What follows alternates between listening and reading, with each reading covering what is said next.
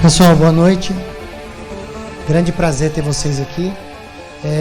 Temos alguns amigos, familiares, pessoas que eu estou conhecendo apenas hoje, né? Mas o objetivo dessa palestra de hoje é falar um pouquinho sobre um tema tão importante, que se todas as pessoas soubessem a importância que é de falar sobre depressão e dependência emocional, né, estariam pedindo para que mais e mais palestras acontecessem, para que servissem de informativo, que servissem de situações de auxílio, de ajuda.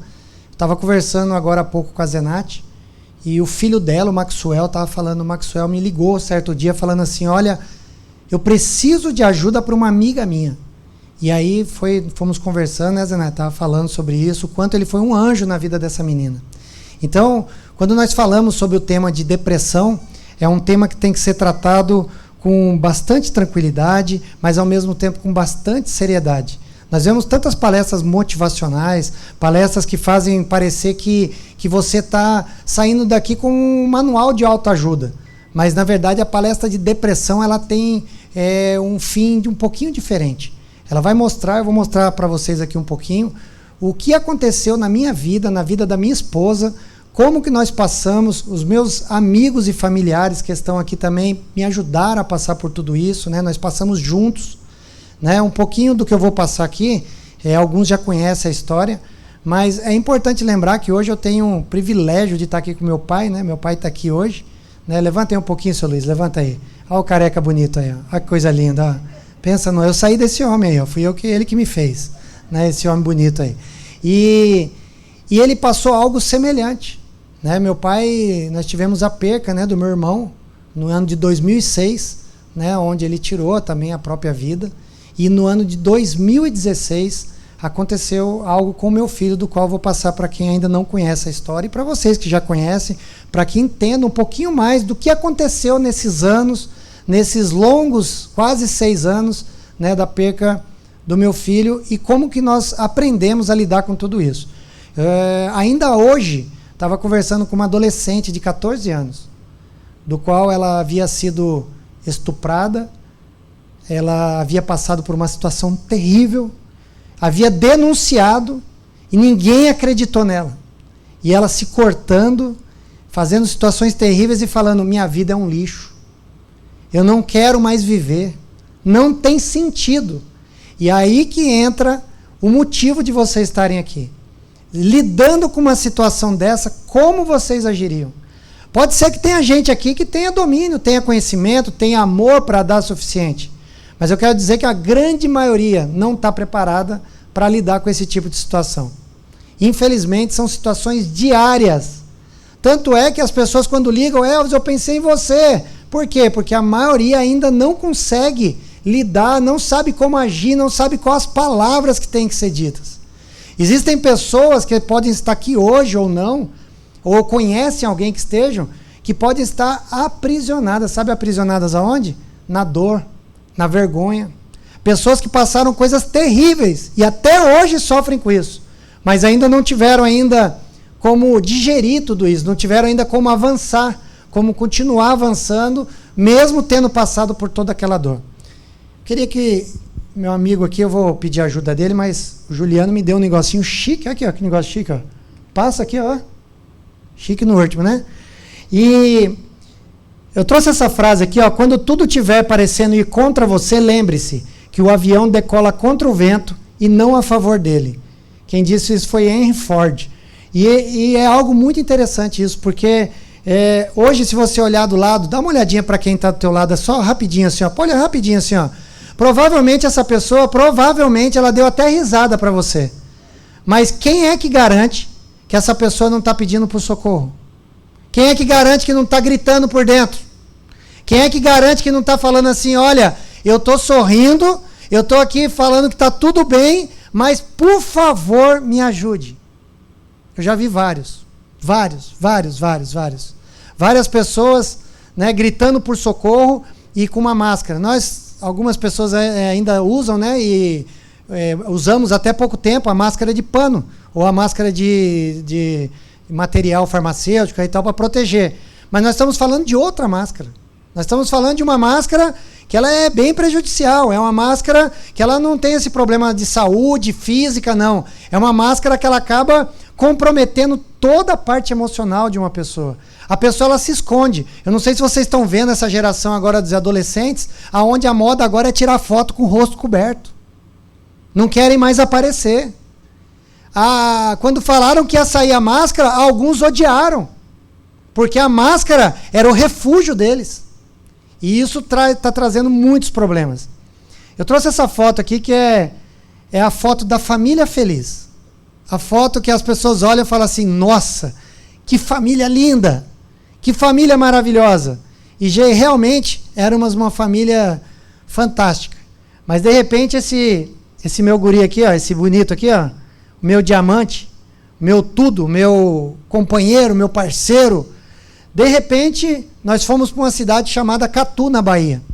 E o tempo foi passando e ele continuou trabalhando, indo para a igreja, fazendo tudo do bom e do melhor, era o meu companheiro, ia em palestras comigo, participava de tudo. Mas num belo dia, no dia 22 de agosto de 2016, eu fui até a minha casa, morava na parte de cima e embaixo tinha uma contabilidade. E às 2h da tarde ele estava tocando violão, sem camisa, dando risada, me deu um beijo na minha esposa, riu, como qualquer pessoa, e nós voltamos ao trabalho. Eu fui para o meu trabalho e a minha esposa foi para a loja de moda evangélica que ela tinha lá em Catu. E o Danielzinho, pequenininho ainda, estudava na escola. O Daniel ficou sozinho, o Júnior ficou sozinho lá na nossa casa. Às 15 horas, 1h depois, eu recebi um telefonema dizendo assim, Elvis, venha para cá urgente que aconteceu uma tragédia. Peguei o carro, saí desgovernado, quase bati o carro. Uma pessoa foi comigo, depois que ele me relatou isso, falou, Elvis, eu não sei o que estava acontecendo com você, eu queria pegar o volante, você não deixava, e parecia que eu já estava sentindo o que era. E quando eu entrei por debaixo da contabilidade, tinha acesso à piscina. E na piscina, ele havia subido na caixa d'água e lá ele havia se enforcado. Uma morte terrível, uma tragédia aconteceu em nossa família. E quando eu cheguei lá, minha esposa já estava em prantos, chorando. Engraçado porque eu estou aqui hoje com a minha sogra, estou aqui com a minha cunhada, estou aqui com a minha tia Dora, com meu pai, com meus amigos. Eu tenho um monte de amigos aqui que conhecem a minha história, mas não conhecem a realidade de tudo, cada detalhe, não sabem. Porque quando nós chegamos lá, eu falo muito da minha esposa, Gabriele, o quanto ela é importante na minha vida. Porque quando chegamos lá, ela estava em prantos, em estado de choque. O Júnior havia se enforcado. E naquele momento eu entrei e a polícia militar já estava lá. E quando eu cheguei lá, eu falei, por favor, desce o meu filho, que eu quero orar por ele. Quem sabe ele ainda volta à vida. E a polícia militar falou assim, não pode. É um procedimento, não pode.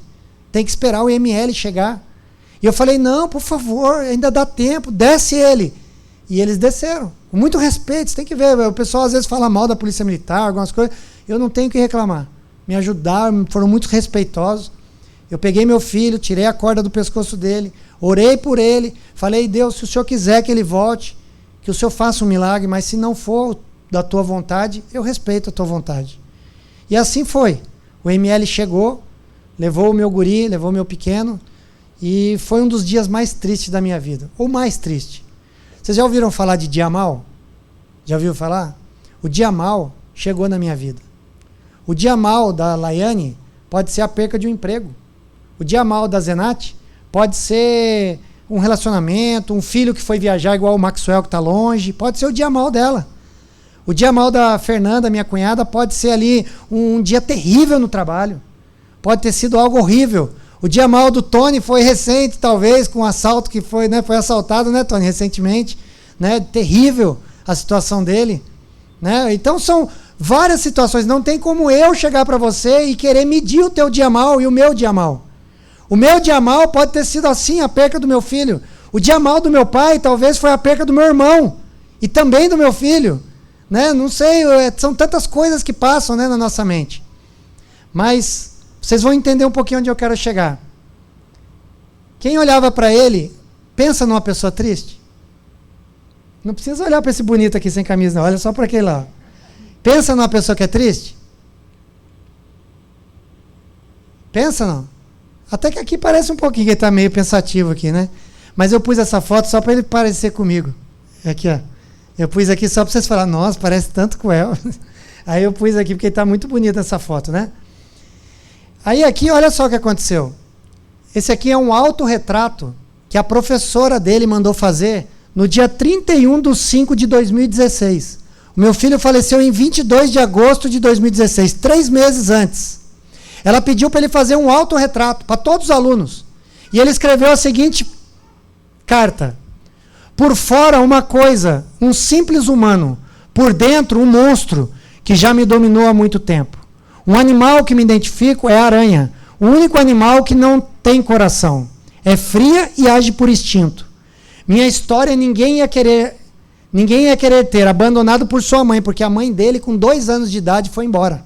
E nunca mais voltou.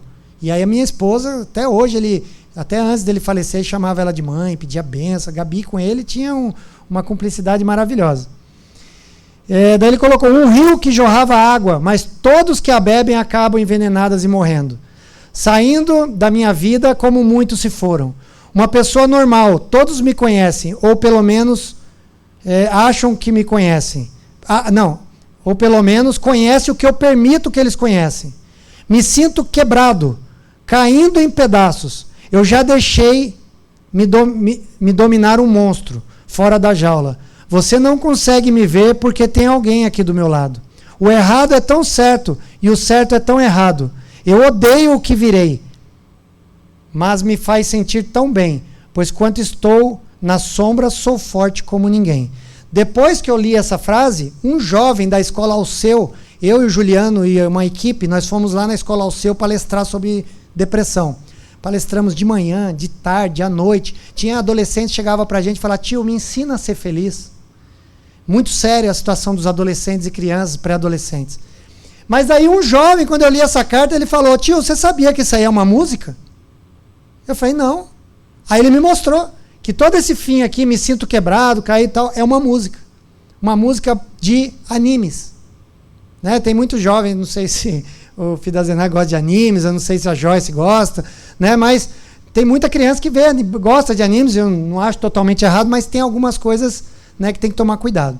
Mas o que eu quero dizer é o seguinte, se essa professora, não culpo ela, pelo amor de Deus, ela tivesse identificado que ele estava gritando por socorro, essa carta deixa bem claro, que ele estava gritando, ele falando, olha, eu estou mal, alguém me ajuda, por favor. Mas ela não identificou e eu fui conversar com ela. Falei, professora, a senhora não viu isso? Na hora são tantos alunos e tal. Falei, a senhora podia ter me ajudado, mas não culpa a senhora, pelo amor de Deus, não carregue isso. Não carregue isso, não foi culpa da senhora, nada disso. Mas eu estou falando porque estão nos pequenos detalhes que nós podemos identificar. Estou citando bastante a Zenata, tenho bastante contato com o Maxwell, tem a Bia do Alex, tem o Matheus, que fez aniversário ontem, né, antes de ontem, né, do Jefferson, e tantas pessoas que a gente conhece, o Fernandinho, que está aqui, meu cunhado, né, os filhos do Renato aqui, né, o Pedrinho, a Bia, tudo. São situações que, por mais que pareça simples, todos vocês, quase todos, conhecem a minha história. Mas, através de um detalhe desse, talvez vocês saiam daqui olhando melhores para os seus filhos. Olhando com mais detalhes. Tentando falar, será que nesse momento não estão gritando por socorro?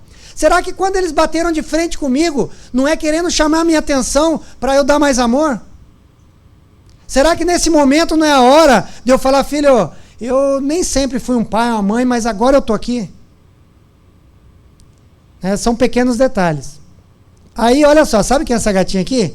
É minha Sara, minha princesa. Olha o que aconteceu, vou contar para vocês, vocês não vão acreditar. Vão acreditar, porque ela está aí, né? Mas assim, eu operei de vasectomia. Quem sabe o que é vasectomia? Todo mundo? Vocês não prestam, hein? Vocês ficam se vendo todas essas coisas, né? Viu? Ó, então, é para não ter mais filho, né? Para não ter mais filho. Quem opera de vasectomia decidiu não ter mais filho. O médico chegou para mim e ainda falou, Elvis, você tem certeza que você não quer ter mais filho? Eu falei, tenho, eu já tenho 2 filhos, estou feliz, não quero mais. Aí eu operei. 1 mês depois da operação, meu filho faleceu. O médico recomenda que você fique até 3 meses sem ter relações sexuais, sem prevenção. Com prevenção, aliás, né? Tem que ter prevenção para não engravidar. Porque ainda pode, você tem um reservatório dentro de você, né? De espermatozoides e tudo mais. Mas daí o que aconteceu? Meu filho faleceu.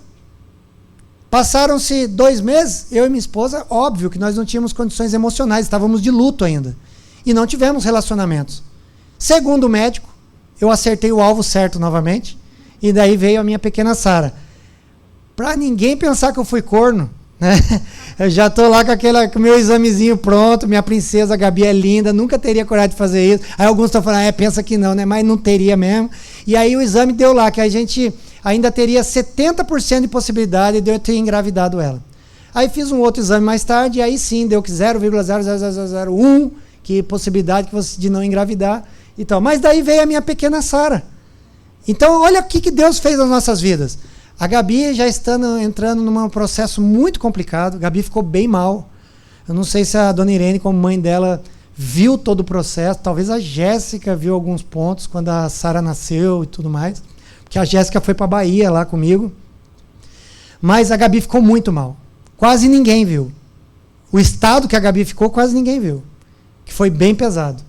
E eu estava pensando já que eu ia ter que precisar de pedir socorro para alguém, porque ela estava entrando num abismo mesmo. Um abismo de entregar mesmo, eu falei, não aguento, isso aí que aconteceu não poderia ter acontecido e tal. De repente, eis que surge a Sara.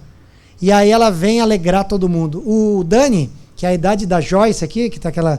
Pode olhar para trás ali que aparece uma Miss ali, ó. Uma Miss ali, ó. Aquela Miss Universo ali, ó. Já foi Miss São José dos Campos, Miss São Paulo, isso? E quase Miss Brasil, né? Tira a onda, hein, filha? Você tira a onda. Aí vem vendo. E aí o Dani tem quase a idade dela, 3 meses de diferença. O Dani olhava para mim, imagine vocês, o Dani chegar para mim e falar, pai, quando que nós vamos pegar um avião para visitar o Ju? No céu. Quando que nós vamos fazer isso, pai? Porque a gente pegava avião da Bahia para São Paulo direto, que eu vinha todo final de ano para cá, e aí ele ficava perguntando, isso me doía muito. E quando a Sara nasceu, ela alegrou assim, a casa toda junto com o Daniel. Os dois, pensa nos dois que são unidos e ao mesmo tempo bagunceiros, né, Joyce? A Joyce conhece, quando vai lá dormir lá em casa já sabe como é que é o mistério lá. E os dois são, parece que nasceu, a Sara veio, não foi por acaso. A ciência pode dizer que não, foi porque você ainda podia engravidar, tal, não. Para mim foi Deus cuidando da gente. Foi Deus com certeza cuidando. Aí aqui já o meu guri aqui, um pouquinho maior, a Sarinha já no mistério, olha lá. Já falei para ela que não vai casar, não vai namorar, o Dani tá liberado, a Sara não, né? Todo pai é assim, né? Não tem jeito. Esse aqui eu trouxe para vocês, antes de entrar em si agora na palestra, só para dizer uma coisa para vocês. A Gabi, depois que perdemos o Ju, meu filho, ela foi fritar pastel e ela queimou. Alguém consegue observar o que parece isso aqui, ó? Hã? Eu estava numa palestra, a menina falou assim, parece uma bunda. Eu falei, não, filho, é um coração. Para com isso, que bunda, onde você tirou isso? Coisa horrível é essa? Não, é coração. Eu guardei essa foto porque parece coração. Aí, eu guardei ela, sabe para quê? Para lembrar todos vocês que até no momento de dor, Deus cuida de nós.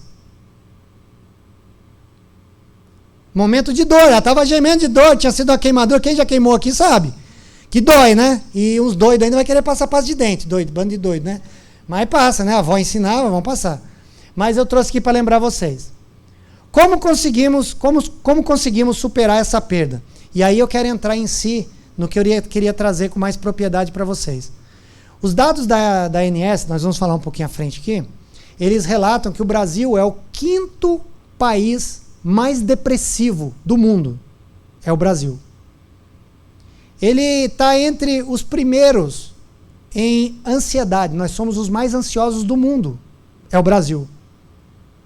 Somos os mais ansiosos. Para eu chegar aqui hoje nessa palestra, Juliano também, nós estamos desde as 2 horas da tarde aqui, pensa na ansiedade. Juliano quase devorou aqui a Americanas inteira de chocolate, para tirar essa ansiedade dele. Mas, como nós conseguimos superar essa perda? Primeiro, se unindo. Segundo, enfrentando o problema. Terceiro, nós tivemos uma meta de ajudar outras pessoas, de fazer isso com outras pessoas que se tornasse concreto. Eu posso chegar aqui hoje e falar assim, poxa, o Alex não está com depressão, meu amigo. Ok, mas eu quero crer que ele vai sair daqui hoje uma flecha para ajudar outros que estão passando por isso. A Zenate convidou os amigos aqui para estarem aqui, cunhados, e fiquei muito feliz com a ideia dela de fazer isso, porque pode não servir para nenhum de vocês, ou sim. Mas se não servir, vocês vão ser flecha. Em algum momento vocês vão lembrar dessa palestra. Em algum momento vocês vão falar, é possível. Em algum momento vocês vão falar assim, ó, sabe aquela dor que eu estou sentindo de ter perdido o emprego? Eu não perdi meu filho, eu perdi o emprego. E aí vão conseguir prosseguir. Vão conseguir e aos poucos vão conseguir superar. Né, tia Dora? Minha tia também é um mistério, essa mulher aí, viu? Ela dá risada toda hora, mas às vezes está sentindo um mistério aí também. Tem que pensar em tudo isso, né, tia? Dados da ANS sobre o povo brasileiro. Nós já falamos aqui que é o primeiro em ansiedade. Né? Somos os mais ansiosos do mundo, é o povo brasileiro. Quinto no ranking de maior número de depressivos. Com o número de suicídios e tentativas só aumentando, a pergunta é como iremos combater esse mal. Olha só. Eu fui chamado recentemente no viaduto do... É Santa Inês, né? Santa Inês. E tinha uma jovem lá, ela querendo pular de lá. E o pastor Ricardo é um amigo nosso, ele era bombeiro, sargento do bombeiro. Sargento não, tenente do bombeiro, alguma coisa assim, do bombeiro. E ele ensinou uma vez que uma das coisas que mais chama a atenção de alguém que está hipnotizado através da depressão, querendo suicidar, alguma coisa, é você tocar nela. E a outra coisa que faz um efeito gigantesco é você dar água para aquela pessoa. E eu lembrando daquilo, eu cheguei para aquela menina, e a primeira coisa que eu falei, minha filha, toquei no ombro dela. Sabe quando parece que sai de um transe? A pessoa faz assim, ó. E ela começou a perguntar por que eu estava fazendo aquilo, de onde eu vim, por que eu fui. E aí eu pedi, já tinha um copinho d'água, ela bebeu aquele copo de água, parece que aquela água vai oxigenando o cérebro dela, ela vai mudando um pouquinho. Aí eu falei, não, vamos ali tomar um açaí, vamos fazer. Não, não quero, eu vou me matar, eu vou pular. Mesmo que eu for tomar um açaí, eu vou voltar, eu vou pular. E aí eu fui levando aos pouquinhos e fomos conversando e fomos tratando. Então, o primeiro segredo de você trabalhar em cima, combater esse mal terrível que está assolando a nossa juventude, e isso não é só com a juventude. Eu atendi um senhor de 82 anos. Um senhor que ele gostava de andar a cavalo no sítio dele, e ele ficou ruim da perna. Não podia mais andar a cavalo, só por isso ele ficou em depressão. Ele queria ver tudo que ele fazia, a plantação, e ele não podia mais andar a cavalo. Lembra que eu falei no começo? Que o que parece pouco para mim, para ele era muito? Para ele foi terrível aquilo. Para ele foi o fim da vida, ele preferia terminar tudo. Então, assim, nós não podemos realmente medir. Ninguém tem um termômetro para medir o que um está passando ou o que o outro está passando. Mas eu quero te dizer, a primeira coisa que você pode fazer é se colocar à disposição em qualquer horário. Eu fico imaginando meu cunhado, o Renato aí. Renato, meu truta. Pensa no menino bom esse Renato aí, viu? Tenho boas histórias com ele. Não vou nem contar do guarda-roupa desmontado. E o Renato mas imagina o Renato. O Renato também trabalha de Uber, assim como o Tony, né? Trabalha aí fazendo Uber aí. Sei que é perigoso, difícil. Mas imagina o Renato, às 3 horas da manhã, ou o próprio Tony, recebendo uma ligação de alguém que você conhece, ou então de algum parente, de algum amigo. Renato, vem aqui agora que eu quero me matar.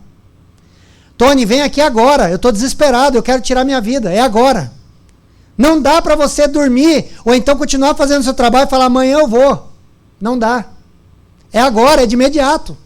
Se você não fizer, o risco daquela pessoa concretizar é grande. A cada 100 pessoas, apenas 17 sabem o que querem para a sua vida no futuro. O meu cunhadinho Fernando está aí, eu fico de vez em quando perturbando ele. Eu falo, Fernando, você já pensou no que você quer para o futuro? Você já tem um plano A, plano B, plano C? A Rayane, minha sobrinha, o sonho dela era fazer medicina. E eu falei para ela, Rayane, você já pensou no plano B? Não, eu quero medicina. E se você não conseguir? Eu não estou torcendo para você não conseguir, não entenda mal. Eu quero saber se você está pronta para um plano B. E aí ela falou assim, não, não estou ainda. Recentemente ela não passou em medicina e está fazendo mecânica de aeronaves. O vovô está todo orgulhoso, porque o vovô era piloto. Ah, vai fazer, pensa que vai voar também. Vai não, viu, filho? Tem que te avisar isso aí. Mas o que eu quero dizer é isso, plano A, plano B, plano C, temos que ter. Temos que ter esses planos.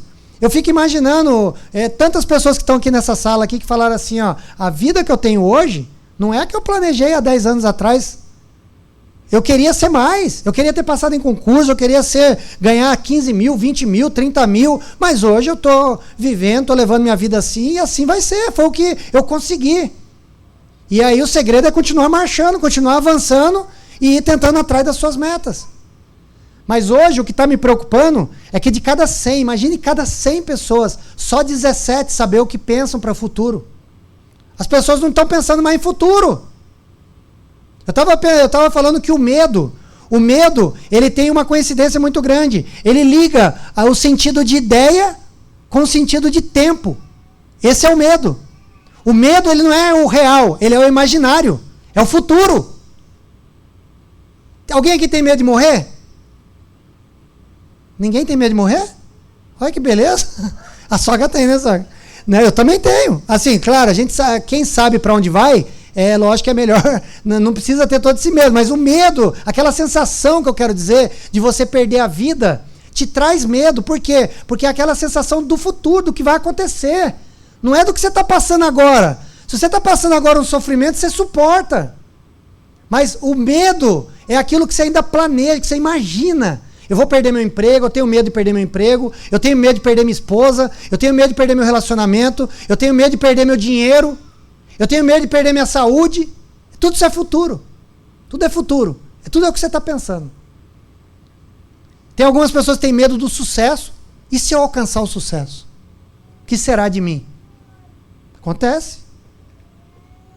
Você precisa de uma meta audaciosa para a sua vida para os próximos 10 anos. Meu pai tem 71 ou 72? 71. Minha mãe tem 72 anos. Se ele criar uma meta audaciosa para os próximos 10 anos, a escolha vai ser dele. Quando ele chegar daqui a 10 anos, se ele, por exemplo, praticou uma atividade física, mas eu tenho 71 anos. Não interessa. Se ele começar agora, daqui a 10 anos ele vai chegar melhor ainda. Se ele começar a melhorar a alimentação, né, eu recomendo uma alimentação saudável com Coca-Cola, né, que a minha alimentação... A irmã Dona é igual da Coca, eu vou tomar Coca também. E se você faz uma alimentação balanceada, exercício físico, trabalha na sua mente, né, participa de palestras como essa para crescimento, para você melhorar, daqui a 10 anos, com certeza você vai estar melhor. Planejamento financeiro. Daqui a 10 anos, se você começar a planejar agora, você pode ter a dívida que você tiver. Daqui a 10 anos, se for bem planejado, você vai estar melhor. Se você começar a regrar, se você começar a falar, olha, a partir de hoje eu vou fazer uma planilha, eu vou colocar tudo certinho aqui, eu vou saber lidar com isso, o que é agora gasto excessivo eu não vou fazer, mas eu não vou deixar de ser feliz. Uma vez a Gabi, eu estava morando lá no Galo Branco, e quero agradecer até meu cunhado Rafael e a Fernanda que indicaram para me comprar lá na época, lembram, né? Vocês lembram? Né? Eu comprei lá graças à indicação deles na época, e a Gabi, eu ganhando pouco, recém-casada, a Gabi falou, amor, venceu a segunda conta de luz, vai vencer a terceira, e agora? Eu falei, pede uma pizza. Mas como assim? Eu falei, pede uma pizza. Ela pediu, nós comemos uma pizza. Não cortaram a luz. Nós não passamos um dia sem luz. Conseguimos, lutamos.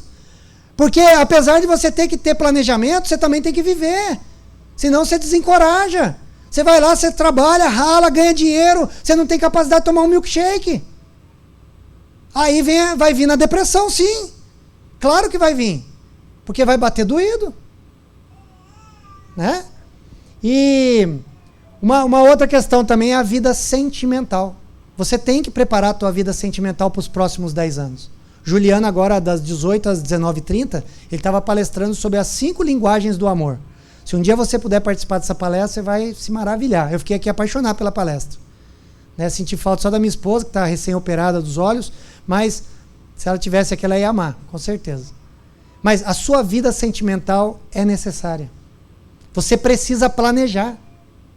Você precisa planejar porque se você conseguir ter uma vida sentimental boa, uma vida sentimental ativa, eu não falo só questão sexual, mas também questão de amor mesmo, de você passear, de você ter prazer em estar com a pessoa, eu tenho certeza que daqui a 10 anos você vai ser uma pessoa muito feliz e o teu cônjuge também. Então, tudo isso faz muito necessário. E é claro que isso reflete diretamente nos teus filhos, nos meus filhos. Porque daí nós vamos passear com eles, nós vamos agradar eles também, vai ter um momento só seu da sua esposa, mas vai ter também o seu momento com seus filhos, e aí as coisas vão melhorando. Quem dorme, sonha. Quem vive, realiza. Dormir é muito bom. Quem não gosta de dormir? Maravilhoso dormir, né? O Alex está quase dormindo já. Né? Dormir é muito bom, brincadeira. E aí assim, mas quem vive, realiza. Porque tem muita pessoa que passa a vida dormindo. Eu falo a vida dormindo não é só fisicamente, não. Passa a vida dormindo porque as oportunidades, eu costumo dizer que são igual às borboletas, tia. A borboleta fica voando, você fica atrás da borboleta. Quando ela pousa no seu ombro, o que você tem que fazer? Pegar. Mas se você não pegar, ela vai voar de novo. Aí só Deus sabe quando a oportunidade vai voltar. Então nós precisamos, em todo o tempo, estar realmente realizando o que nós precisamos para as nossas vidas. Realizando de uma forma toda especial. Escolhas. Imagina você assim, ó. Kaique, você tem uma escolha. Trocar de serviço ou continuar no seu serviço atual. Imediatamente, 100 Kaiques aparecem atrás de você aqui, ó. 100. Não é 100 ninguém, não. É 100, número 100. 100 Kaiques, como se fosse uma pirâmide. Cada um deles com uma personalidade diferente, querendo te estimular a tomar uma decisão diferente. Qual é o segredo da vida? É você descobrir qual desses 100 vai ser a tua escolha. E todos os dias, todas as decisões são assim. Aparece 100 oportunidades de respostas. 100 oportunidades de você trair ou não a sua esposa. 100 oportunidades de você ver pornografia ou não. 100 oportunidades de você tentar ter um trabalho melhor ou não. Imaginem vocês, Paula, se alguém falasse para você, Paula, eu quero que você levante 200 quilos de peso na academia. E você imediatamente fala assim, ó, eu não aguento. Agora imagine outro cenário. A tua mãe sequestrada. Paula, grava um vídeo levantando 200 quilos, senão eu vou matar a tua mãe. Você vai levantar. Eu te digo, sem medo de errar, que você vai levantar. Esses 200 quilos vão parecer uma pena para você. E você vai conseguir levantar. Porque quando pessoas que nós amamos são colocadas em questão, nós conseguimos fazer tudo. Tudo. Quem aqui nunca deixou de fazer coisas para você, para se dedicar para os seus filhos? Fazer coisa para os seus filhos? Para os seus irmãos, talvez. Hein, pai? Eita, quanta coisa fez para mim, hein? Não dei valor na maioria, mas hoje peço perdão, pai. Obrigado, viu? Obrigado, viu? Obrigado. Se eu puder escolher você de novo de pai. Obrigado. Então, escolhas são isso. Todos os dias. Todos os dias. E sabe o que é mais doloroso? Nós temos marcas profundas na nossa pele. São traumas profundos que nos colocaram à mercê, parecendo que as escolhas que nós fazemos hoje em dia não são as corretas. E os traumas nos bloqueiam. Coloca um monte de prisão, Paula. Coloca assim umas prisões assim, mas eu apanhava do meu pai. Mas minha mãe nunca me disse que me ama. Mas nós vamos falar um pouquinho mais sobre isso aqui, peraí. Protagonismo e vitimismo.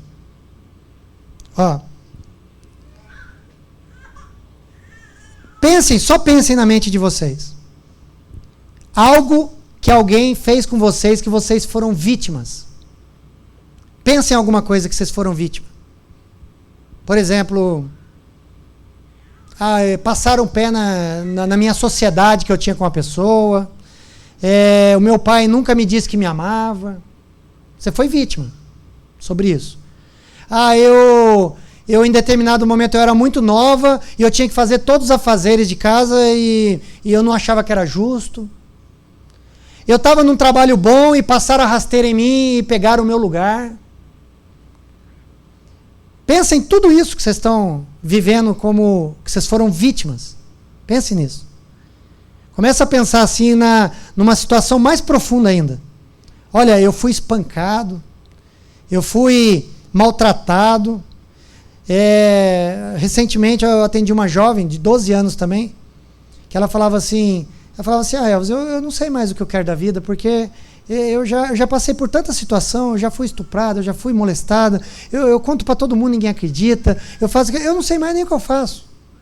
E é engraçado que a semana passada essa jovem me procurou, essa semana uma outra com a história quase semelhante, quase igual, batendo, assim, parecia que as histórias eram idênticas, sabe? E aquela menina, vítima, dá para ver que ela foi vítima. Só que nós temos que tomar uma decisão muito drástica hoje aqui antes de ir embora, muito drástica. Eu ia fazer um mistério aqui com vocês, mas não precisa, porque vocês podem imaginar isso, vocês têm maturidade para imaginar. Eu ia até distribuir um papelzinho para vocês escreverem o que vocês foram vítimas.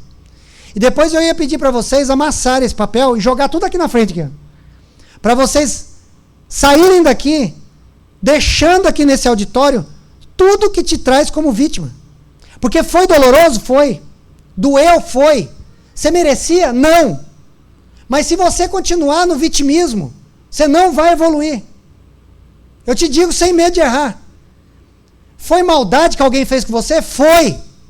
Mas se você continuar usando isso como vitimismo, você não vai conseguir dar o próximo passo. Você não vai conseguir subir mais um degrau. O vitimismo bloqueia a gente. O vitimismo, ele causa esse mal-estar, essa situação, onde a gente vai usar isso pro resto da vida. Eu não consigo ser bem financeiramente porque o meu pai brigava comigo. Eu não consigo ter um bom casamento porque o meu pai brigava com a minha mãe. Não aconteceu nada disso com meu pai e minha mãe, viu? Mas eu tô falando aqui dando com exemplo, viu, pai? Tirando aquela vez que você espancou ela. Não, brincadeira. Né? Meu pai era uma benção com a minha mãe, um gentleman. E aí, mas assim, se você não aprender a tirar o vitimismo de você, e não fique ofendido pensando, ele não sabe o que eu passei. Não é isso. Eu sei que foi doloroso, eu sei que machucou, eu sei que muitas das vezes você não conseguiu entender o porquê que fizeram isso com você, da onde tiraram isso, por que escolheram bem você e aquela pessoa do lado que nem merece tanto está melhor que você. Mas você tem que jogar fora esse vitimismo para você conseguir subir mais e mais degraus. Quando você conseguir entender tudo isso, você vai falar assim, olha, eu perdi o meu filho, o Ju, eu me sinto vítima porque quem fica para trás sofre mais do que vai embora. Mas eu não vou levar esse vitimismo na minha vida para me impedir de alcançar pessoas com depressão, para eu tentar ajudar pessoas se cortando, querendo se matar, fazendo o que for. Esse vitimismo, para mim, não vai ficar em mim. E temos que tomar essa decisão todos os dias. E aí, quando você entrar no protagonismo, você vai entender que você pode mandar na tua vida de uma forma toda diferenciada. Mandar que eu quero fazer é você escolher de uma forma saudável. Você começar a tomar decisões que vão dar frutos. Você já viu aquela criança que olha para você e fala assim, nossa, olha lá meu pai, eu quero ser igual a ele. Eu lembro que o meu pai tinha um Passat Pointer. Quem lembra de Passat Pointer? Só eu que sou velho? Não é possível. Passat Pointer, lembra? Me ajuda, gente, pelo amor de Deus, Passat Pointer, né? Era fera na época Passat Pointer. Inclusive, meu pai chegou a ter um Fiat 147 e um Del Rey. Era top das galáxias. Era top das galáxias, né, pai? Não tinha uma casa própria, mas Del Rey e o Fiat 147 tinha. Aquele negócio museu dando problema lá. Mas aí o que acontece? Né, tinha lá o carrinho, tinha o Passat Pointer dele. Uma vez nós fomos viajar para Belo Horizonte. E o carro parou no meio da estrada. Nós começamos a chorar, entramos em pânico, eu e meus irmãos, porque estava escuro. Minha mãe olhou para trás e falou, calma, teu pai está aqui. E tudo deu certo. Meu pai arrumou a mangueirinha que estava vazando, entrou com o carro fedendo gasolina, mas tudo bem. Mas entrou e nós fomos embora. Porque o meu pai, o meu herói que estava ali, me ajudou a vencer aquele medo, aquele receio. Então, se nós fizermos isso na nossa vida, virarmos protagonistas mesmo, os nossos filhos vão olhar para a gente e vão falar assim, olha lá o meu herói. Olha lá, eu estou tranquilo. Meu pai está ali, minha mãe está ali, meu irmão está ali. Né? Então, nós precisamos vencer o vitimismo. O vitimismo é algo que machuca, não é bom. Pelo amor de Deus, levem dentro do coração de vocês. Eu não estou dizendo que vocês estão fazendo corpo mole. Mas ele não sabe minha vida. Não é isso. Eu quero só que vocês rompam isso, porque vocês estão numa prisão se estiver vivendo no vitimismo. É a mesma coisa do perdão. Quem não perdoa, que vive numa prisão. Se você não perdoar, Você está vivendo uma prisão constante. A pessoa está vivendo, está bem, e você lá aprisionada, porque você não perdoa. E a maioria das vezes que eu ouço uma pessoa perdoando, a frase que eu ouço no final é assim, ó, já me sinto melhor. Pessoas que desabafam com depressão, logo no final falam assim, ó, já me sinto melhor. Conversando com uma jovem ontem, e ela falando assim, desabafou bastante, eu gosto de falar pra caramba, e eu deixei ela falar, né? No final ela falou assim, incrível, mas depois que eu desabafei com o senhor, eu já me sinto melhor. É porque ela aprendeu a dividir um pouquinho do peso dela comigo. Quando o Tony chega pra mim e fala, os cara foi assaltado, roubaram meu celular, achei uma injustiça. Ele está dividindo o peso dele comigo. Eu estou dizendo para ele, Tony, foi ruim, foi chato, mas graças a Deus que tua vida está preservada. Graças a Deus você está vivo, continua, meu filho. Continua batalhando. O Miguel chega para mim, o nosso Corinthians perdeu. Mas vai fundo, filho, tem time pior. Né? Igual um palmeirense que eu conheço aí, né? Você tem 3 maneiras de falhar na vida, presta atenção. Se queixar de tudo. Falhou. Se você só se queixa de tudo, você falhou. Eu não lembro qual é o nome daquele desenho, ficava ó dia, ó ódio, ó, não sei. É isso. Se você ficar todos os dias se levantando e queixando, minha vida é um lixo, minha vida, eu queria ter a vida do meu vizinho, porque a grama verde do vizinho é sempre melhor, né? Você não sabe o que está passando lá também, às vezes está pior. E você querendo ter a vida dele, né? E você só se queixando, minha vida financeira é um lixo, minha vida sentimental é horrível, meus filhos não me dão atenção, meus filhos não me amam, tal. E aí você vai vivendo. Não agradecer pelo que você tem é uma maneira terrível de você falhar na vida. Mas eu não tenho nada. Agradeça porque você tem a vida. Agradeça porque você respira. Agradeça porque ainda você está tendo a oportunidade de estar aqui hoje. Porque muitos estão lá nos hospitais. Se eu fosse no hospital da vila agora e falar, quem queria sair andando daqui e ir lá para a palestra? Acho que o hospital inteiro levantava e vinha. Porque ninguém quer ficar... Quem já visitou o hospital sabe. Que terrível é você estar lá no hospital. Culpar os outros pelos seus problemas. Tem muito, hein?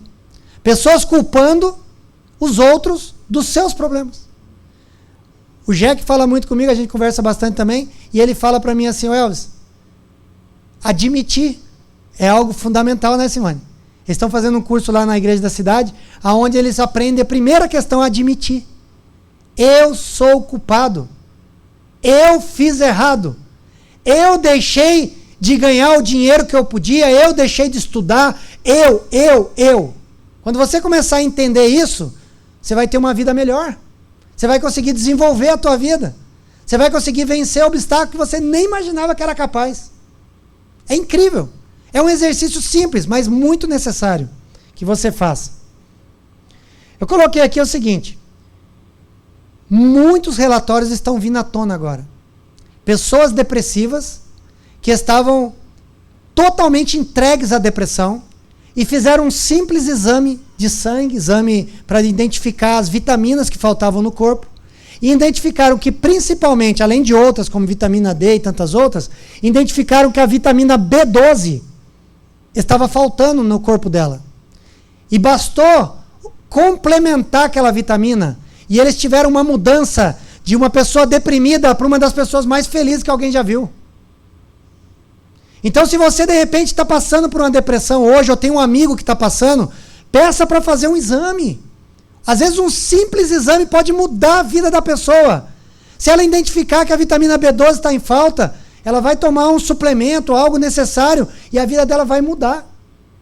Eu não sei quem, todos que acreditam aqui, eu não vim aqui para falar de religião, mas sempre que nós falamos de Deus é algo maravilhoso.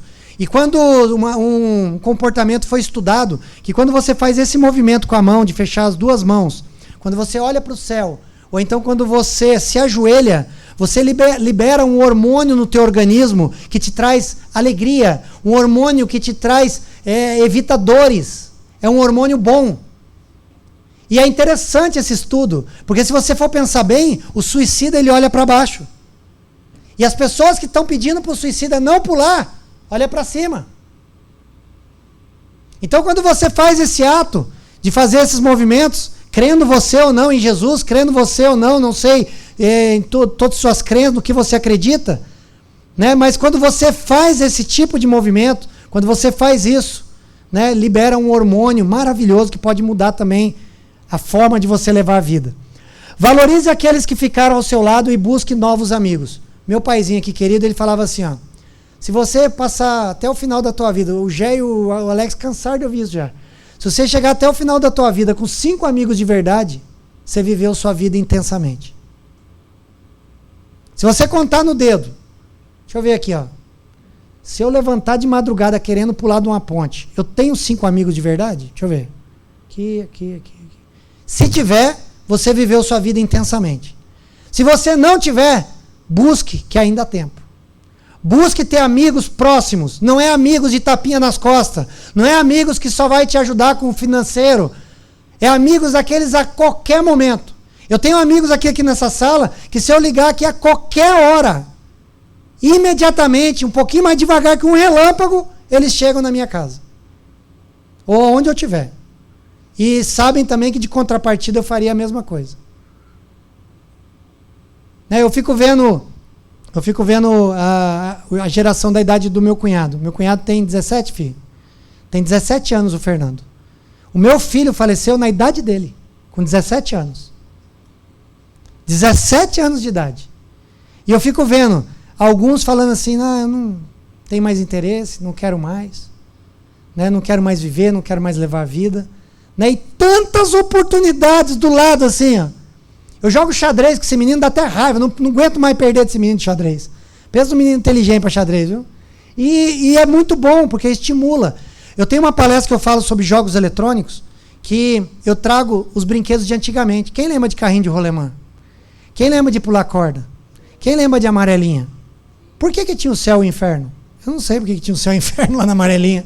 Mas alguém caía no inferno, ficava preocupado quando caía no inferno. E tinha aquele negócio de andar com a lata. Pega-pega, esconde-esconde. Era maravilhoso aquilo ali. E aí, uma vez numa palestra, o Dani, meu filhote, ele pegou, estava na época daquele negócio chamado espina, como é que é? Spinner, que é aquele negócio retardado que fica girando e a pessoa fica olhando. É um negócio esquisito, né? Aí o que o meu filho fez? Eu ensinei ele a jogar peão de madeira, que é peão de coisa. Ele pegou numa palestra, me levantou e jogou o peão e pegou na mão, a molecada ficou assim, ó. Sabe por quê? Porque nós, pais, não apresentamos isso mais para os nossos filhos. Nós não apresentamos mais a coisa linda que era de brincar desse jeito. E hoje em dia, os nossos filhos, para poder tranquilizar eles, jogamos o celular na mão e falamos, ó, fica aí, filho, dá uma paz pro pai aí. E eu não sou diferente, não, tem hora que eu faço também. Tem que mudar. Temos que mudar. Né? Às vezes a gente chega lá, às vezes está tão atarefado, é melhor deixar aí com o celular. Eu vi um guri uma vez que ele pegou a foto de casamento dos pais e tentou passar pensando que era um tablet. Feia a coisa, filho. Tá feia a coisa. Presta atenção, pessoal. Os rios não bebem sua própria água. As árvores não comem seu próprio fruto. O sol não brilha para si próprio. E as flores não espalham suas fragrâncias para si. A vida é boa quando você está feliz. Mas a vida é melhor ainda quando os outros estão felizes. Não tem graça se só você está feliz. Coisa maravilhosa é fazer igual a Paula, igual a Zená, igual muitos de vocês aqui que falaram assim, eu vou levar mais um, vou levar um amigo.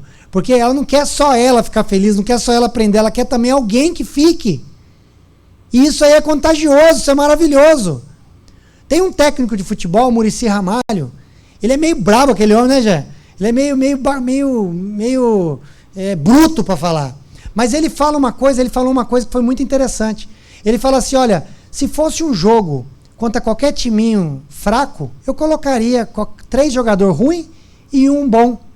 Mas como nós vamos jogar contra o Barcelona, quando o São Paulo foi para a final mundial, não sei o quê, eu vou colocar os bons, não vou colocar os moita, não. Sabe quem são os moita? Os moitas são aqueles que não querem ver você crescer. Os moitas são aqueles que não estão nem aí com estratégia, não estão nem aí com estatística, não estão nem aí se amanhã você vai sair daqui e vai ter 3 mortos, 4 que suicidou, 30 com depressão, não estão nem aí. Os moita, eles não querem ver a felicidade alheia.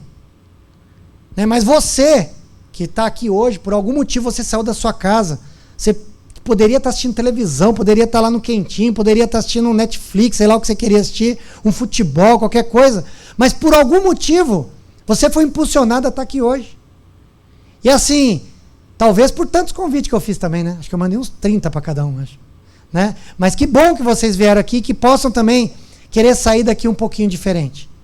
Né? Porque todas as vezes que nós aprendemos, conseguimos lutar contra o vitimismo, contra essas situações que vai nos colocando para baixo, nós evoluímos.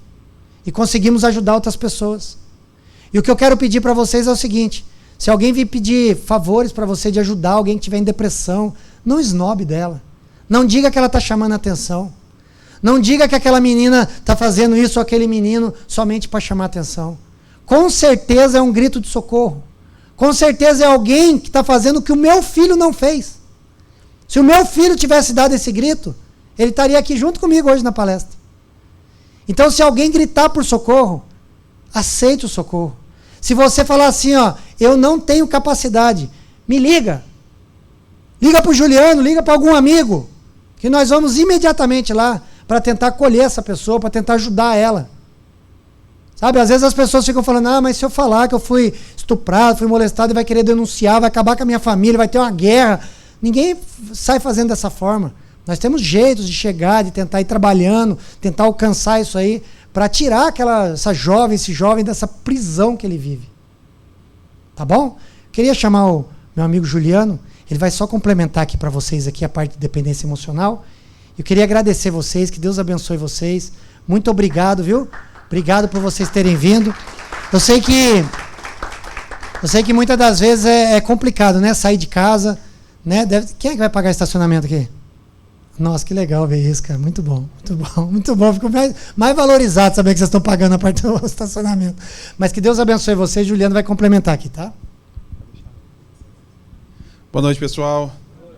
Que bom que vocês estão aqui, viu? Que bom mesmo. Vocês estão adquirindo inteligência emocional.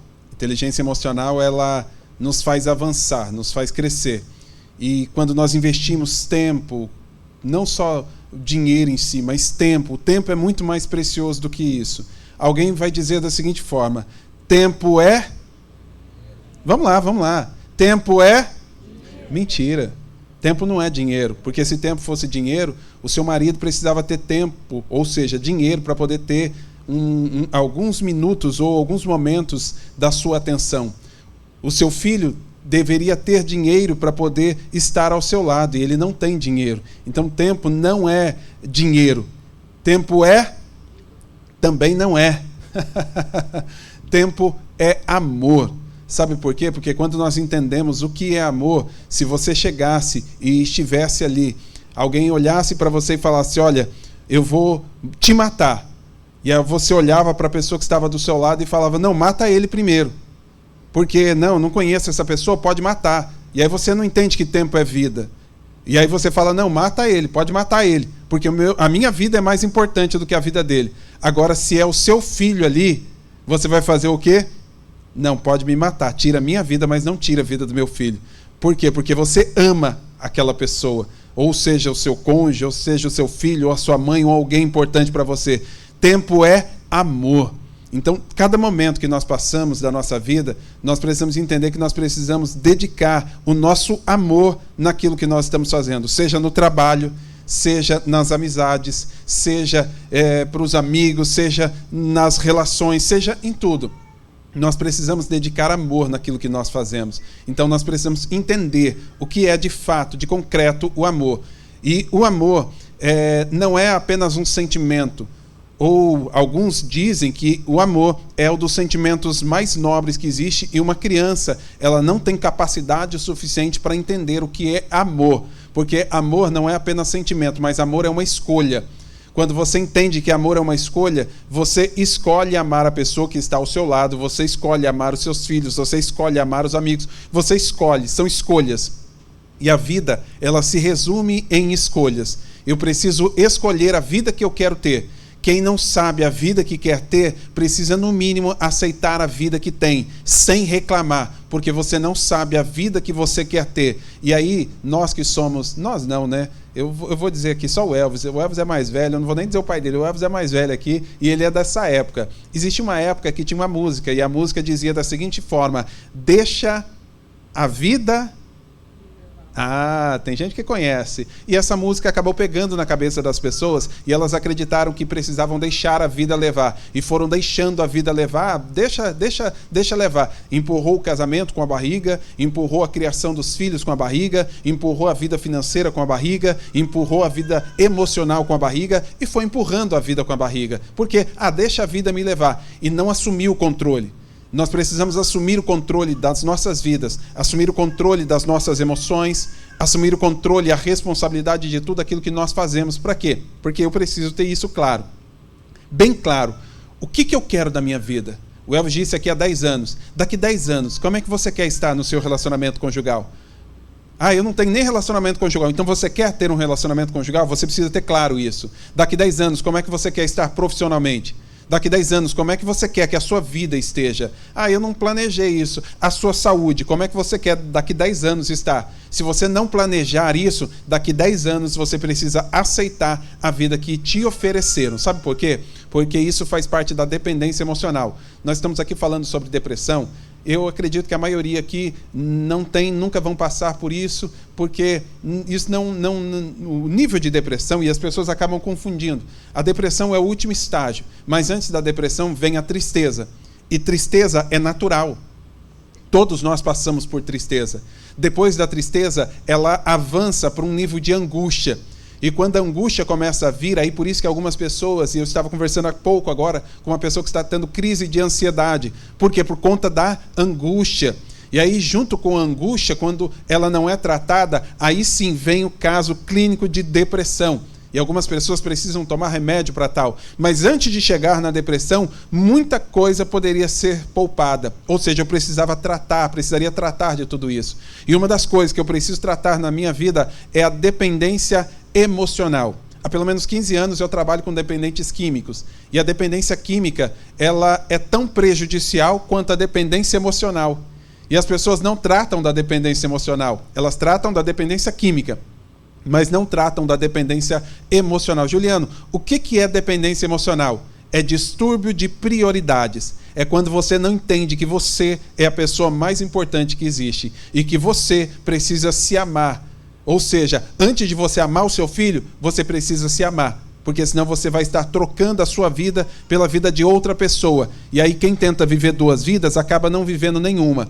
Enquanto você não entender o que é dependência emocional, você vai tentar viver a vida do seu pai ou da sua mãe, pensando no que eles projetaram para a sua vida e porque talvez não foram felizes o suficiente e quiseram uma vida para você e você aceitou aquela vida e começou a viver aquela vida e não tratou da dependência emocional. Juliano, o que é dependência emocional? Distúrbio de prioridades. Você não se priorizou. Ou seja, você é a pessoa mais importante. Alguém aqui já voou de avião? Algumas pessoas. Quando você vai voar de avião, a aeromoça, ela começa a dizer ali, em casos de pressurização, máscaras de oxigênio cairão do compartimento superior, você pega essa máscara, coloca em você e depois coloca nos velhos e nas crianças. Sabe por que ela diz isso?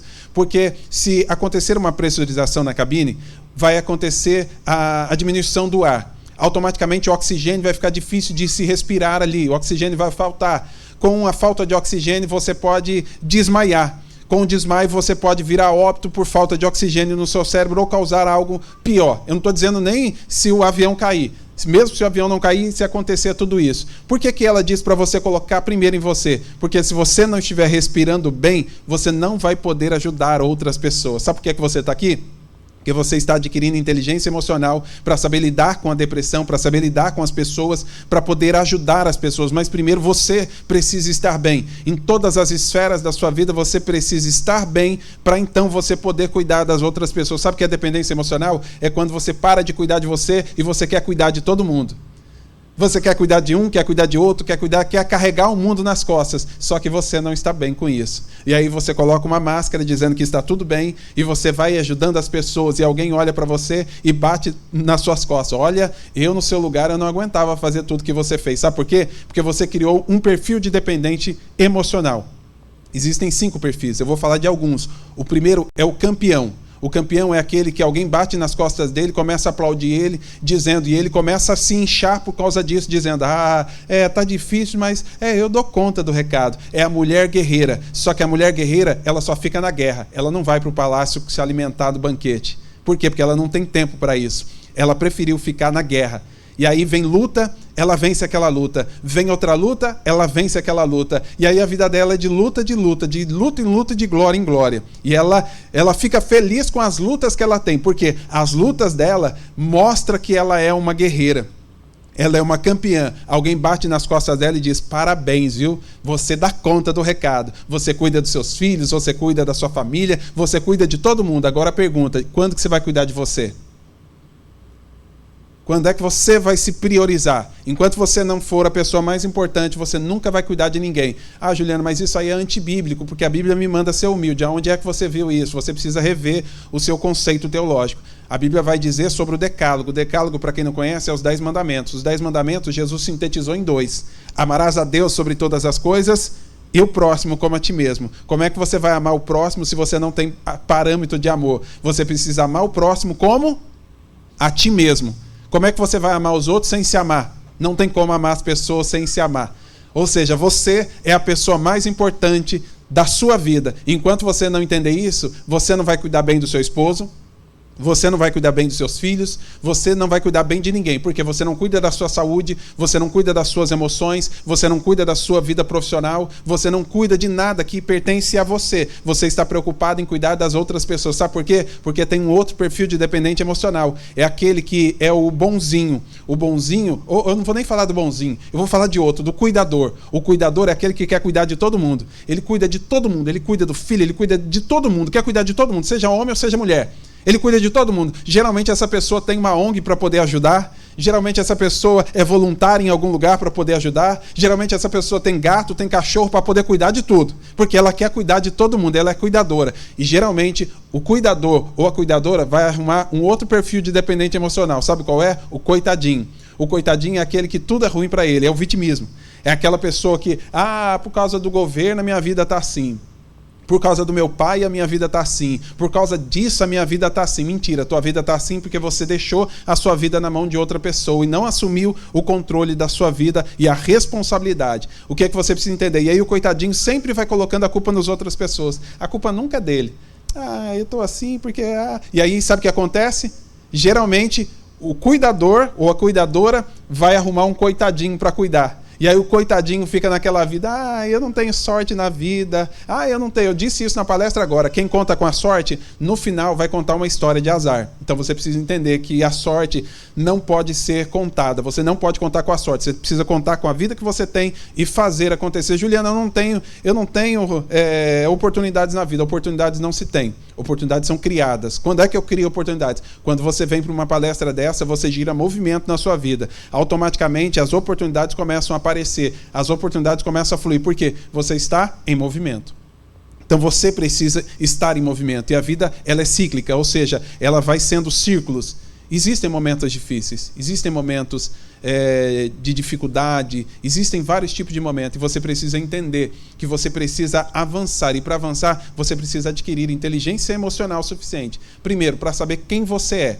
Porque enquanto você não souber quem você é, você sempre vai ficar colocando a sua vida na mão das outras pessoas. E você sempre vai ser uma pessoa que precisa ter para ser. A pergunta é, quem é você? Eu sou dono de uma empresa. E se você perder a empresa, quem é você? Eu sou mãe. E se você não tiver mais o seu filho, quem você vai ser? Eu sou casada. E se amanhã acabar o seu casamento, quem você é? Eu sou isso. E se você perder isso que você tem? Eu toco, eu sou músico. E se você perder as suas mãos e não puder mais tocar? Quem você é? Você precisa entender sobre identidade. Quem você é? Quando você entende quem você é, você não espera ter para ser. Você é, e automaticamente você conquista aquilo que você quer ter. Por quê? Porque você aprende que você é. Você não precisa de uma casa para ter uma família. Você tem a família onde estiver. Se estiver numa casa de aluguel, numa casa de 1 cômodo, de 2 cômodos, você tem uma família. Você não precisa ter uma casa para ter uma família. Quando eu tiver aquele emprego, aí eu vou ter a realização da minha vida. As pessoas que ficam esperando, quando chegam lá, geralmente se decepcionam com aquele lugar que tem. Por quê? Elas sempre vão ficar esperando ter. Elas sempre vão ficar no detrimento de ter. E o ter nunca vai encher o vazio da sua vida.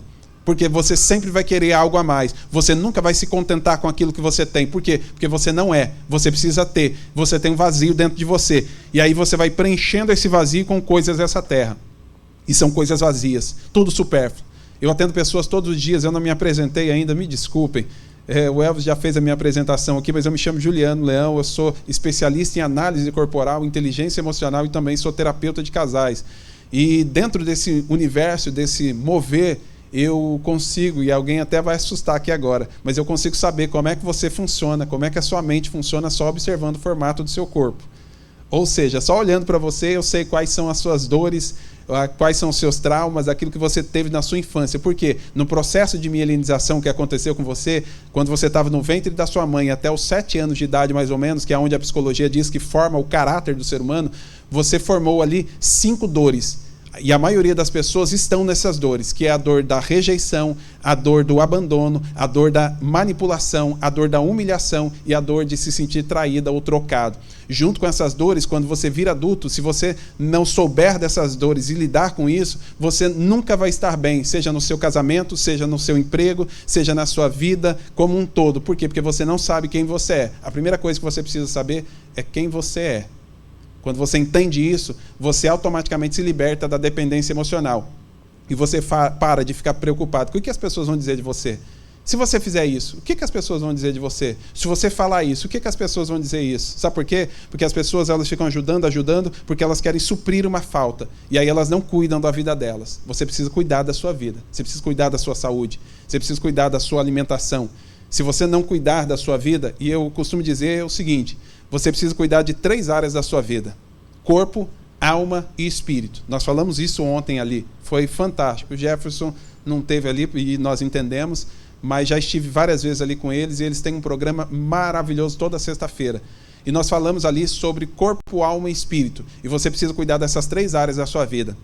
O que é o corpo? O corpo é isso daqui. Alguns mais bonitos, outros mais feios, mas cada um tem o seu corpo. E aí você precisa cuidar disso, ter uma boa alimentação, beber água, fazer atividade física, você precisa cuidar do seu corpo. E aí, porque senão depois as doenças vão vir e você vai reclamar. Mas você precisa cuidar também da alma e do espírito, que são diferentes. A alma é a faculdade mental, é as suas emoções. O que você está fazendo aqui agora? Você está cuidando da sua alma. Você está adquirindo conhecimento para ajudar a sua alma. E essa alma precisa ser cuidada com zelo, a cada dia, a cada momento. A alma é a faculdade mental. É quem você é de fato e de verdade. Imagine que o seu corpo é isso daqui. Mas a alma, e lá embaixo, é a ponta do iceberg, isso daqui, o seu corpo. E a alma é mais profunda. E às vezes as pessoas que ficam com depressão, ou que estão com depressão, elas sentem dor na onde? No corpo, na alma ou no espírito? Na alma. Por quê? Porque elas não contam os problemas. E o processo da cura da alma é quando você começa a contar os seus problemas. Quando você começa a compartilhar. Porque, como o Elvis disse aqui, a vida pode ser difícil. Mas quando você tem pessoas para compartilhar ela com você, a vida fica mais leve. Mas existem pessoas que têm medo. E eu consigo ver aqui, só olhando para o rosto de vocês e pelo corpo de vocês, eu sei quem tem mais dificuldade de expor os seus problemas. Por quê? Principalmente, existem os nomes que eu vou dizer aqui agora, não tem a ver com patologia clínica, e nem com termo popular, mas que são eles: esquizoide, oral, psicopata, masoquista e rígido. Esses são 5 traços de caráter que todo mundo tem. Não tem a ver com patologia clínica e nem com termo popular. O masoquista, por exemplo, a dor que ele sente é a humilhação. Ele detesta se sentir humilhado. Quando ele se sente humilhado, ele fica introspectivo. E aí ele vai ficando cada vez mais introspectivo e ele vai guardando tudo para ele. Ele não conta os problemas para as pessoas. Por quê? Porque ele tem medo de ser humilhado. Se ele contar, alguém vai humilhar ele, ele tem medo, ele se fecha, ele se tranca. Automaticamente ele fica num lugar que nós chamamos de caverna. Como ele fica nesse lugar, automaticamente a depressão começa a aumentar o nível, a intensidade. E aí vem realmente a depressão. Existem outros, o esquizoide, por exemplo, é a dor da rejeição e tantos outros. O que eu preciso entender? Inteligência emocional. Você precisa saber quem você é. E aí, automaticamente, Juliano, então quer dizer que eu só tenho dor? Não, você tem recurso. Poderosos recursos. Quando você aprende a exercer e a exercitar esses recursos, você sai da dor e vai para o recurso. E aí, quando você vai para o recurso, a sua vida começa a fluir de forma muito mais natural. E aí eu volto a dizer, a vida é feita de escolhas e você precisa escolher a vida que você quer ter. E aí eu vou dizer uma frase que eu disse aqui na palestra de casais. Posso falar? Certeza? Cada um tem a vida que merece. Eu não estou dizendo que quando você é criança, porque quando criança a responsabilidade é dos pais. Então os pais são responsáveis pelos filhos. E eles devem zelar, devem cuidar dos filhos. E eu vou dizer uma coisa, o lugar mais sagrado que existe não é em cima do altar. O lugar mais sagrado que existe é o colo da mãe. E tem muita mãe que pega o filho e tira do sagrado e coloca no profano. Eu não vou entrar nesse mérito porque nós não estamos em palestra de criança, mas só para você entender. E quando mãe, eu preciso entender que o lugar mais sagrado é o colo e que eu preciso zelar. Então, os pais, a responsabilidade é do cuidar dos filhos. Agora, deixa eu te contar uma verdade. A responsabilidade dos filhos não é cuidar dos pais. Juliano, o que é isso? Isso é dependência emocional. Por quê? Porque quando você vive uma vida adulta, você precisa entender que você tem uma perna e que você precisa correr para a sua vida adulta e cuidar mais da sua casa do que da casa dos seus pais. Juliano, o que é isso? Você tem que falar sobre família, e isso é família. Você precisa sair da sua família de origem e ir para a sua família de destino. Quando você entende isso, a vida fica mais leve também. Ah, então quer dizer que eu preciso abandonar os meus pais? Não, eu não disse isso. Mas você precisa deixar, é a ordem de Deus. Deixará o homem, o seu pai e a sua mãe e unir-se-á a sua mulher. Agora, deixar não significa abandonar. Eu deixo, ou seja, eu não tenho mais responsabilidade com meu pai e com a minha mãe. Mas por que eu cuido? Porque eu amo e porque eu entendo o que é honra. E quando eu honro meu pai e a minha mãe, os meus dias são prolongados. Eu não faço isso por obrigação, eu faço por amor. E é por isso que eu faço. Eu vou parar por aqui, porque a hora já foi. E eu queria que você desse uma salva de palmas para você mesmo. Quero chamar o Elvis aqui de novo. O Elvis, ele foi o idealizador dessa palestra. E realmente é algo fantástico você aprender sobre isso. E que bom que você está aqui. E o que o Elvis disse é um fato. Você precisa transbordar. Sabe quando a cura vai começar a acontecer na sua vida e você vai entender o seu propósito? Primeiro, quando você entender quem é você. Segundo, quando você começar a transbordar. O transbordo faz com que eu melhore minha vida, porque a vida é cíclica, ou seja, são feitos de ciclos. E aí eu me curo, eu me ajudo e automaticamente eu vou ajudando outras pessoas, eu vou transbordando na vida de outras pessoas. Fazendo isso, eu tenho certeza que a vida vai fluir de forma muito mais natural. Bênção, né? Coisa boa. Pessoal, que Deus abençoe vocês. Muito obrigado, viu, pela presença de cada um de vocês. Eu deixei para o finalzinho de falar algo bem simples, que vai levar também, que vocês podem levar no coração, é o seguinte: eu aprendi no decorrer da vida que o abraço, ele é libertador. O abraço, ele é curador. Procure fazer isso na tua casa, com o teu filho, com a tua esposa, com o teu irmão, com o teu amigo, com alguém que você ainda está demorando a perdoar. Chega lá e dá um abraço do nada nele, que você vai ver o quanto que vai fazer a diferença na vida deles. Tá bom? Deus abençoe vocês, até uma próxima, um bom retorno pro lar de vocês aí, espero que tenham gostado, tá bom?